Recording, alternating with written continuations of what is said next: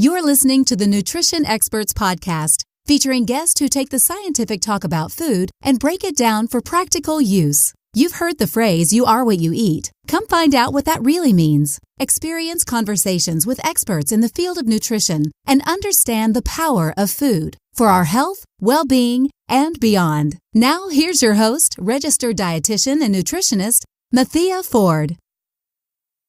Hi there, it's Mathea. Welcome back to the Nutrition Experts Podcast, the podcast featuring nutrition experts who are leading the way. Using Food starts today, right now, with our next guest. It's great to have Janet Brancato on the show today. Janet, we're back with our news episode of the Nutrition Expert Podcast. How are you doing today? I'm doing great. It's so great to be back with you, Mathea. I'm so looking forward to discussing some really great topics today.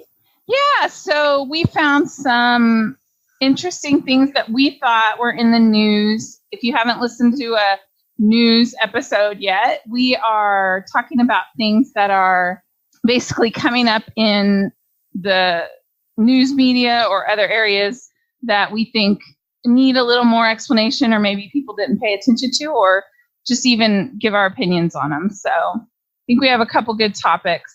I wanted to start with talking about nutrition counseling versus nutrition coaching. And I don't want to say either of them is bad, but I just think it's important to talk about the difference, because as a registered dietitian nutritionist, I think it can be sometimes confusing as to what our role is in healthcare or even just working with patients. So did you have any thoughts on nutrition counseling versus nutrition coaching? Yeah, I mean, like you said, sometimes people, get mixed up with that. But when I think about the counseling portion, especially when it comes to nutrition counseling, I think about, making a proper assessment, seeing what's going on medically with somebody, counseling session, spending time talking about their diet and maybe medical needs that they have. So there's some medical nutrition therapy going on as well.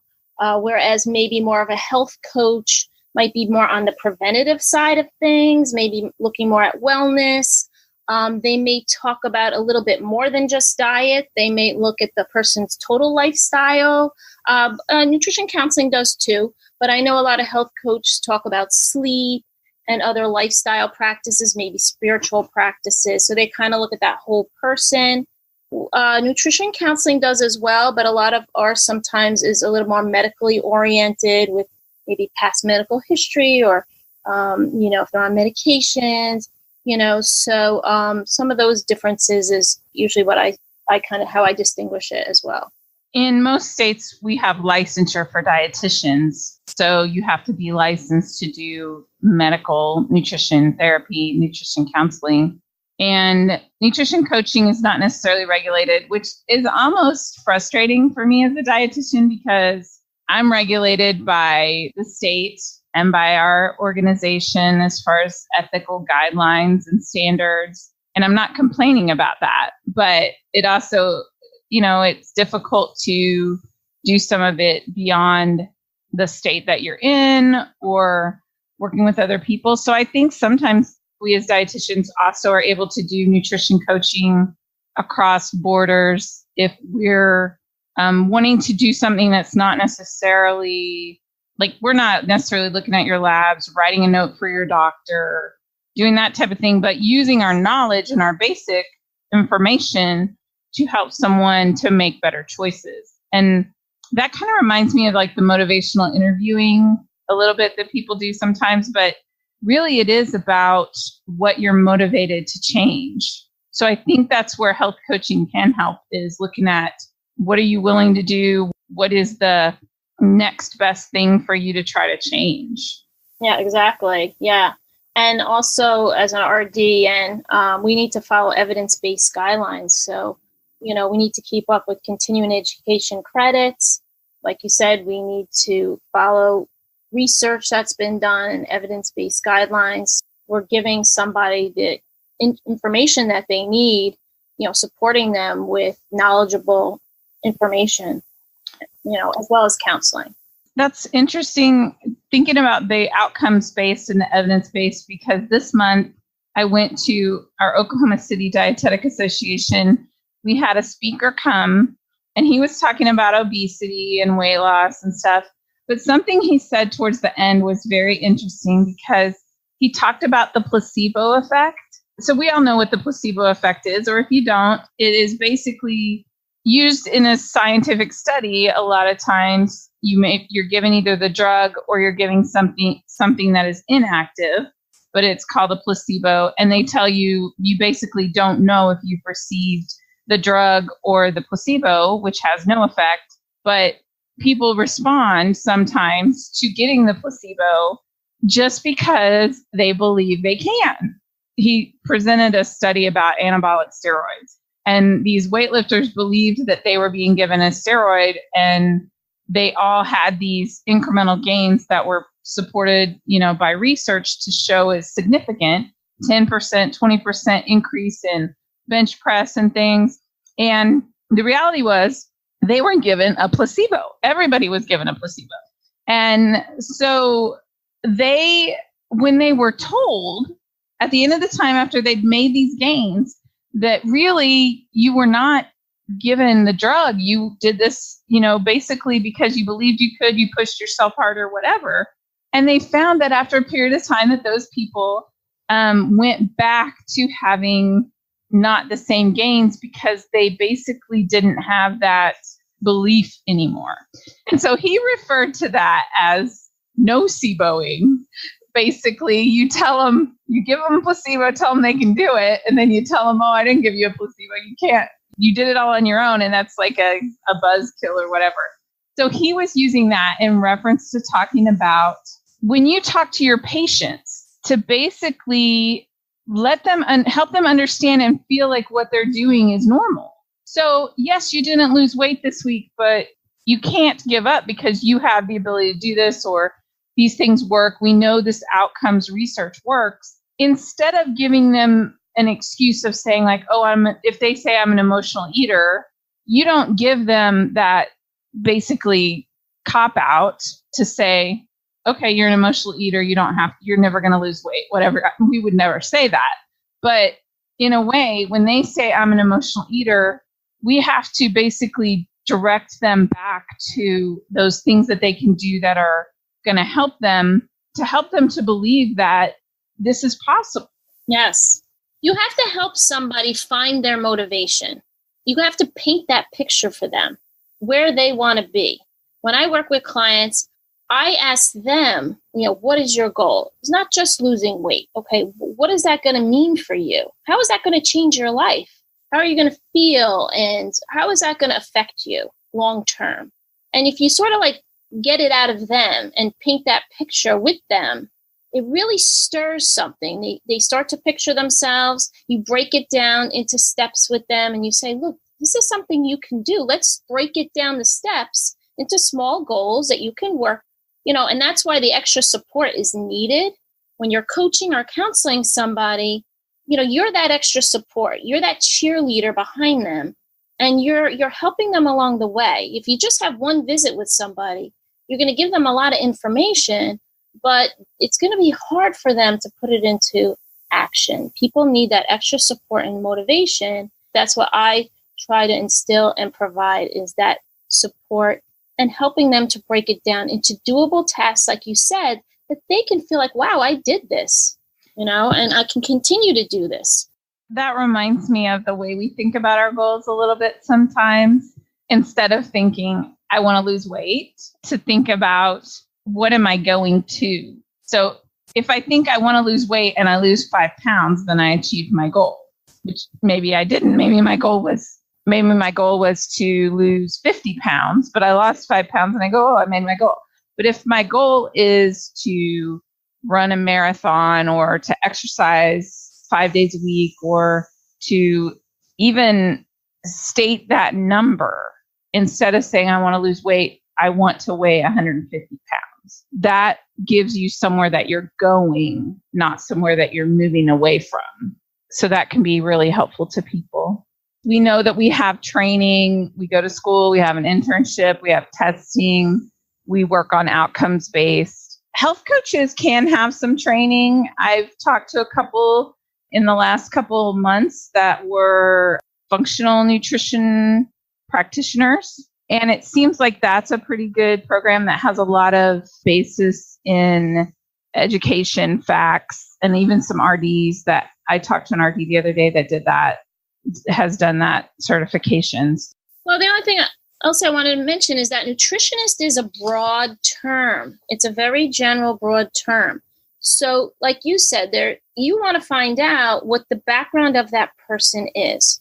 Okay. You want to find out about their training and their coursework. Did they just take one class, or did they have a degree in it? Or do they have some kind of certificate of some sort from accredited, institution? So you want to find out, like I said, nutritionist is broad. We know a registered dietitian has a criteria. Okay. So we have all had to go through the criteria of coursework and passing a rigorous exam and keeping up with credits, where a nutritionist is more broad. So you need to do a little more homework to find out, okay, what kind of background and training. Okay. So next topic, I'm not even going to do a transition because I don't even know how to do one. I wanted to talk a little bit about eating more plant-based. This month is Vegetarian Month. So how can you eat more plant-based? What does eating more plant-based mean? Okay, so eating more plant-based, and we're finding out more and more that the plant-based foods are anti-inflammatory. So, inflammation can be a root cause of some chronic conditions. So anti-inflammatory sort of counters that and can help anti-aging. It can help with weight management. It's good for your heart. It's high in lots of nutrients, fiber, vitamins, minerals, antioxidants. And a lot of vegetables are lower calorie, so you can actually eat more of those foods, feel nice and full, but you're getting all these benefits. So, and it's also really great for the environment. We're also finding that it's good for our gut bacteria, which is good for overall health as well. So there's really so much evidence about eating more plant-based. It doesn't mean you have to be total vegetarian, but it's leaning more towards plant-based, vegetables, fruits, whole grains, beans, nuts, seeds, seeing where you can implement them into your regular eating pattern. I think people get confused when they think about plant-based because they think it means vegetarian. But what it really means is more of your plate is from plants, from nutrients. And I listened to a presentation in February or something this year, and I honestly cannot remember the person, although I apologize.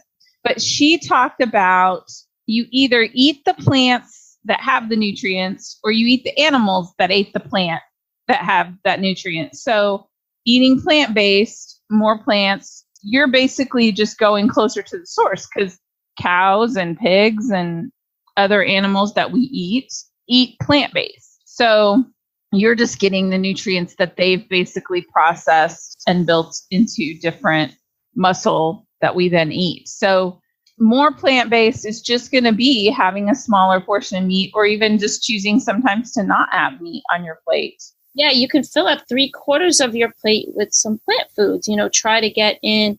A lot of times you could do half your plate as vegetables. It could be one main vegetable, like maybe a big salad, or you could do maybe some broccoli in the salad, or, you can kind of break it up with different types of vegetables. You could put a whole grain on your plate, which could be like a brown rice or a quinoa, or something like that, or some beans, maybe some fruit.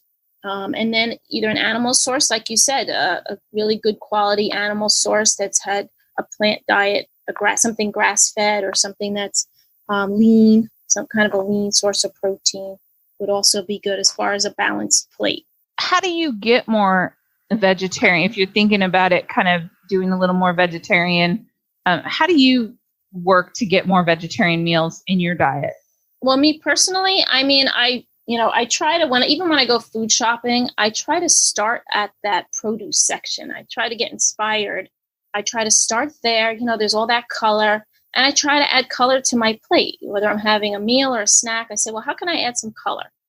So I try to add veggies either at every meal, slip it into dishes that I'm making. Sometimes we'll have a vegetarian night. where I just kind of swap out maybe the chicken for some beans or a little tofu, so you can find ways of either going meatless for a night. You can do like a meatless Monday. A lot of people do that. And there's actually a great website called meatlessmonday.com where you can find some great recipes. So you could start with one day a week. Some people I know they might do meatless for, say, breakfast and lunch, and then they'll have an animal source at dinner. I've done that. Or I might do 1 or 2 nights where I do meatless. So I'm not, I try to eat more plant-based. I'm not totally vegetarian. I do enjoy, meat, chicken, fish, so I don't have a problem with eggs and dairy and all.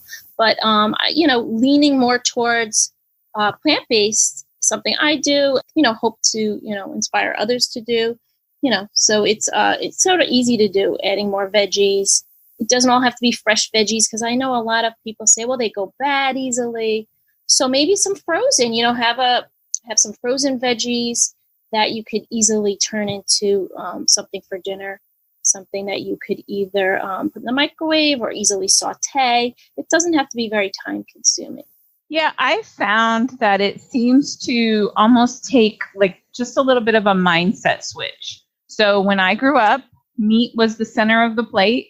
And that was how I grew up, with that mentality, that thought process. And so starting to think of it as more filling, better, healthier foods, but also just acknowledging that I didn't really need the whole 8 ounces or 12 ounces of steak. I really only need 3 or 4 ounces of that meat, and sometimes not even any meat at all, but just enjoying the flavor of those vegetables and getting that variety. So I love the idea of, doing like a meatless meal once a week or whatever. But I have really found the biggest change for me is to just say to myself, I really enjoy eating salads. That doesn't matter why I'm doing it. If I'm doing it just because I enjoy it, doesn't have to be for some higher purpose. But instead of thinking I have to eat meat at every meal or somehow I'm going to be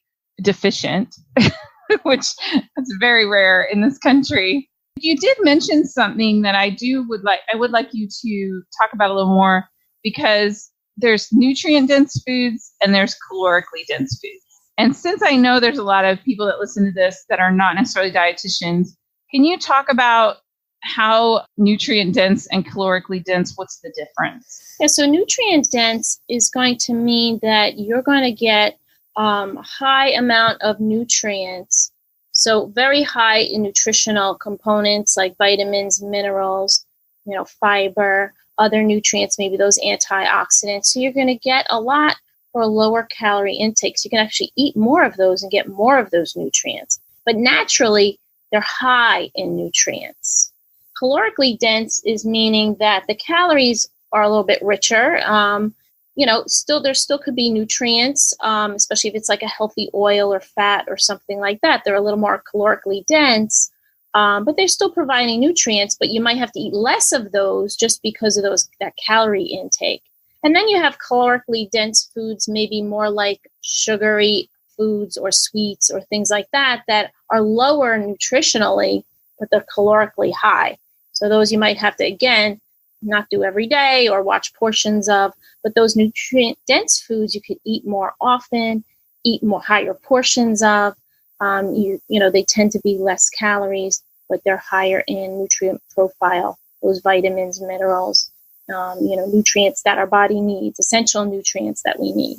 Yeah, I think sometimes people don't realize you can eat a ton of salad for the same amount of calories as, 2 or 3 ounces of meat or, a donut or something like that.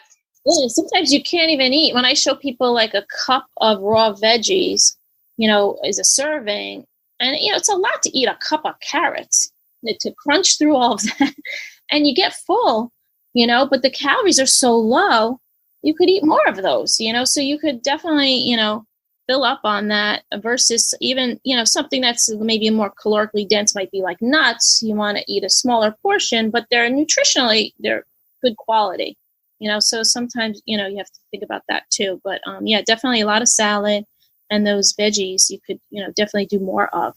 You also mentioned that being a vegetarian is a lot more than just not eating meat. What do you see as some of the social or the environmental focus that people who are vegetarian, because it does seem to be more of a lifestyle choice. And when I talk to people, especially dietitians who are working towards plant-based diets or vegetarians, most of the time they mention the social and environmental impacts that it has. It's more environmentally friendly, for the environment. Obviously, plants are good for our environment, right? Providing oxygen and feeding feeding for the environment in general. It's so important. And then even just the processing, it takes a lot to process animal sources of food, so that's a sort of a big impact on our environment, just caring for, and handling, meat production and that type of thing. Whereas, plants, are really good for our environment, so we need more, more of those plant-based foods, like I said, just, in terms of the environmental cycles. Speaking of eating more veggies, I think we talked a little bit about farmers markets last month, but I wanted to talk about farmers markets all year round, and especially kind of this time of year, finding farmers markets near you, because I think farmers markets are a great place to start if you're trying to be more plant-focused, more plant-based. If you go to a farmer's market, you find products that are in season, and then you create the rest of your meal around that. So if tomatoes are in season and cauliflower and broccoli are in season, you go and you go to the farmer's market, you buy those, and you find, you make your meal around that. Instead of making it around the meat, you're making the meal around the vegetable. So, or, fruits as well. So I have a resource for people if they want to find a farmer's market near them. You can go to localharvest.org/farmers-markets. So that will show farmers markets near you. But you have any tips for shopping at farmers markets? I love going to farmers markets. I think it's really great for towns, for farmers. Like I said, environmentally, it's great. You're connecting with where your food source is, so you get to know where your food's coming from. And like you said, seeking out seasonal produce and foods is really great because they're at their peak of flavor and they're at their peak of nutrition. So, and they're probably more budget friendly. It's not going to take a toll on your budget as well. So, so seeking out a good farmer's market in your area, they're popping up all over. I know by me, we have almost every town has one. You just want to maybe have a plan before you go. Think about maybe what you want to buy, or how much you want to spend, think a little bit about meals maybe you want to do, or maybe you want to just try something new. You want to just kind of peruse through the farmer's market first, just kind of walk around and just sort of take in what's there, and what looks good to you. Maybe even talk to the farmer or whoever is selling the products and just kind of find out a little bit about it. And, whatever kind of strikes you. I mean, try something new. That's always good too. I always try to look for maybe something I can't find in the grocery store. So you could do that as well. I actually wrote a blog recently about farmers market, but more on the food safety end of things, because we actually had a friend that was on vacation and became ill from something that he ate at a farmer's market. And not that this is going to be a common practice, but it just kind of stood out to me. And I said, wow, I really, wanted to write a little bit about maybe some tips for just kind of keeping safe. Just making sure that, the people that are serving you the food, or if you're buying like something jarred, that they're handling things well, things look clean, there's gloves on when they're handling the food.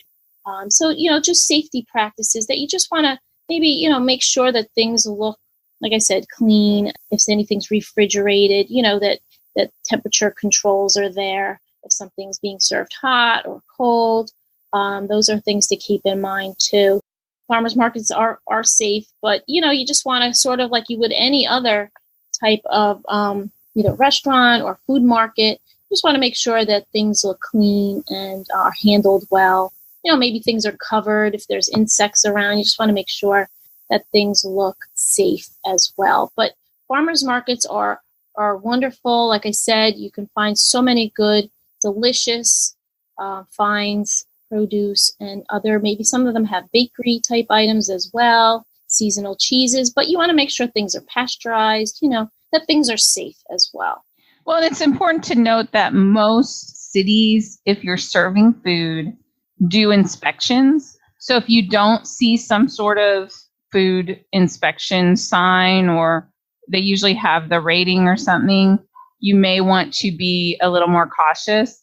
But I agree with you that it's also a great way to get to know farmers and talk to them and to say, hey, if you're trying to buy more organic, I think a great way to get maybe some more organic stuff without necessarily, it's expensive to be quote unquote certified as organic. But a lot of times if you talk to the farmer and you ask them about how they're raising their produce, how they're, what kind of pesticides are they using? A lot of their practices are along the lines of organic, but maybe they didn't have the money or the resources, or it's not 100% organic, but it's certainly better if you're choosing along those lines. So I think it's great to get the opportunity to get to know them and talk to them and find out how do I know this is ripe? How do I know the avocados are ripe? How do I know that whatever type of thing is healthier or ready to serve, and how is the best way to serve it? So I think it's a great opportunity to talk to farmers and get to know them. And a lot of times, like you said, they have prepared foods. They may have jellies. They may have other things that they make. Yeah, and find out about it.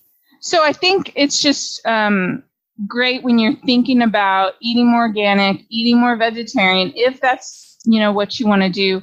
We know there's research that shows that eating more plant-based is definitely healthier.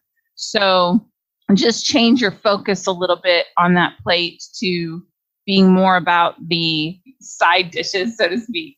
So I wanted to talk, I saw in the Food and Nutrition magazine this month, there was talk about cannabis. And it was a one-page article written by Janet Brancato, who's going to be on my podcast. And I thought it was a great article because CBD is in almost every state. And so CBD is short for, I'm going to probably mispronounce this, but cannabinoid oil? What? Cannabis oil? I don't know. It's something like that. That's probably why we call it CBD. So she talked about some myths and thoughts, and I just wanted to talk through it a little bit because I think even my first impression when I saw CBD being sold, first of all, it's being sold everywhere at like gas stations and stores and on the internet. And I happen to just have a little bit of hesitance when I think there's probably a lot of quality difference between, you don't know necessarily that it's the highest quality depending on where you're buying it. So I would just caution people if they're looking for CBD to make sure they know the source, because they've done some testing randomly and found that, this is still a product that is not regulated or tested like a medicine because it's considered like a supplement. So there's no rules that if you say it's 10% or 15 milligrams or whatever, that has to be there. Right. Yes. Yeah, that's what I had read as well, that you don't always know what the concentration is going to be and if you're going to get what they're saying that's in there as far as the CBD oil. So you may not get that concentration. So knowing, like you said, that source, because it's not regulated, you may or may not be getting all of that. So that's sort of a key thing to remember. CBD is used for a lot of different things. There's a lot of claims people make. I don't believe any of them have been researched. And the reason they haven't been researched is because they're part of the marijuana plant. They are not marijuana. So CBD versus marijuana, CBD does not contain THC, which is the psychoactive part. But I've done a little bit of reading. And did you know about the endocannabinoid system? So it's a system that's in our body, and it's basically like it's a receptor in our body. And there's some in our brain and there's some along our nervous system. And that's what the endocannabinoids, cannabis oils or whatever, connect to that cause the relief that people feel. And I was like, I have never heard of this system. And it's because basically marijuana has been a drug, and it's considered a drug still by the FDA, federal government. As a lot of states approve it, I think we as dietitians have to start understanding what the effects are and what the changes can be and how it can help people, because both of these medications, I shouldn't call them medication, both of these products, if they're, truly what they say they are, do have benefits for people. Yeah, I mean, I'm not an expert in it, and I'm really interested in finding out more, and I want to listen to your podcast about it. But just reading a little bit about it, it really does encompass, I mean, if it does what it say it's doing with, relieving anxiety, pain, for pain management, insomnia, they're saying seizure disorder, inflammatory bowel disease, muscle spasms.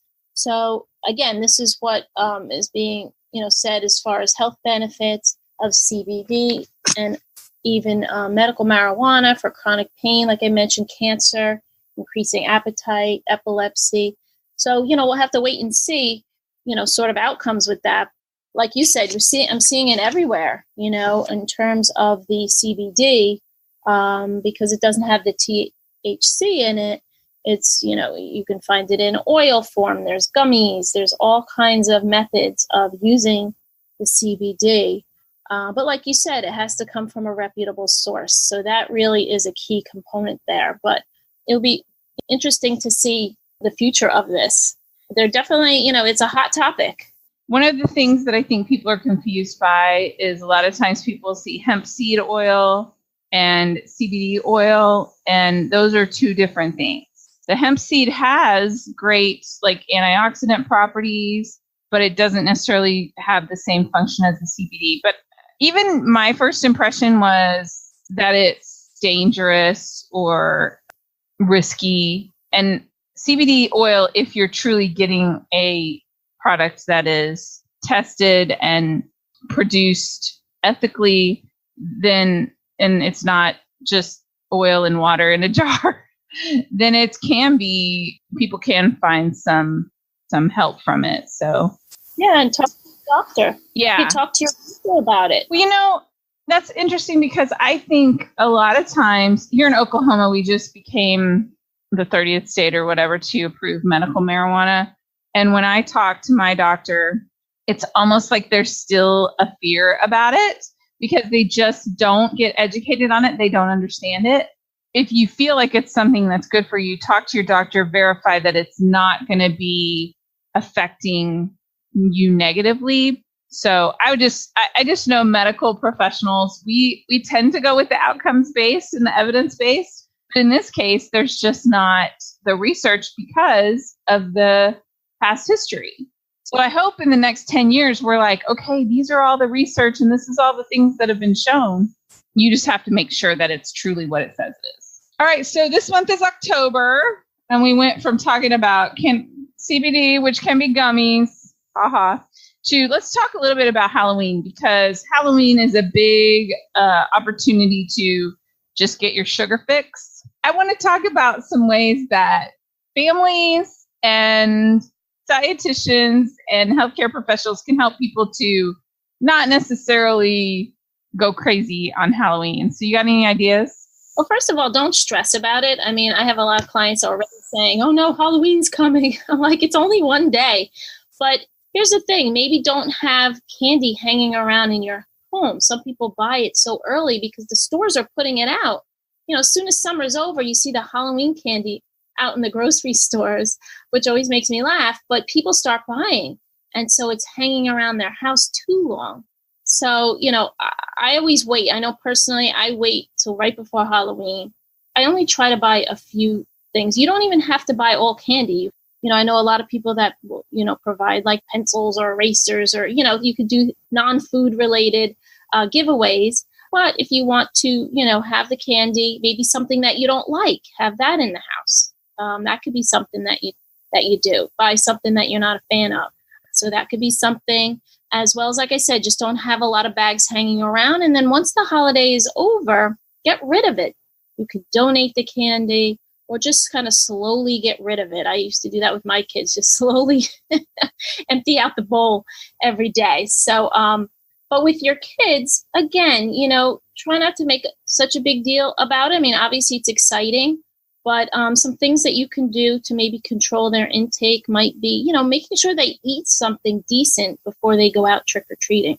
You don't want them to be starving when they go, trick-or-treating. They're going to be eating all that candy as they go. So maybe try to give them a little mini meal or a good snack. And this way they're sort of full. They're not so hungry. And, maybe talk to them about we're not going to eat while we're trick-or-treating. Just, get the candy. And when you get home, you want to check that candy, make sure packages are closed and things like that. So, you want to make sure that it's safe. So tell them to just bring the candy home, and then you can kind of sort through it with them. So that would be great as well. And then, maybe let them select a few of their favorites to have that day. Just let them, because they're going to want to eat that candy. You don't want them to go crazy, but, maybe a couple of their favorites they can enjoy. Yeah, I love those ideas. In my house, we try to pick the very last day to get the candy. And then I agree. So sometimes I've taken bags of the candy and putting it in the freezer. So it's kind of hidden behind the frozen vegetables, so the kids don't look for it. And then they can have it sometimes later. But I agree with you with donating. A lot of times dentists will let you donate, or, shelters, whatever. Just make sure you're checking the candy. A lot of things look like candy that aren't candy, and make sure that the kids are brushing their teeth after eating the candy. So they have a meal, maybe you let them have some candy that night. Just make extra sure that they're brushing their teeth instead of eating that candy kind of all throughout the day and then just that can cause more cavities. So, but yeah, you had some great tips there, just trying to make sure that it's just a little bit healthier and giving away things that aren't candy. And sometimes if you just limit how many houses they go to, I know they want to go to tons of houses and they want to stay out for a couple hours, but truly, if you dress up, you do all the pictures, and you go to houses for an hour or 30 minutes or whatever, a lot of times kids are tired at that point anyway. They're dragging. You don't have to somehow let them have a whole pillowcase full of candy. So maybe have a little time limit with them. And also think in terms of food allergies. So maybe if you're going to have candy at your home, keep in mind that, kids, maybe don't have nut-free type of selections too.